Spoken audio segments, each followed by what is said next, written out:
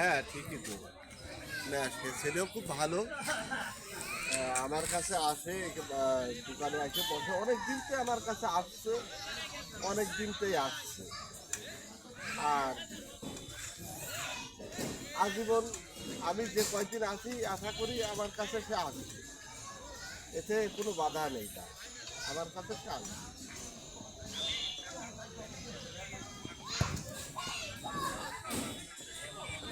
হ্যাঁ, আমি কোনো মিথ্যার কোনো আশ্রয় আমি নিই।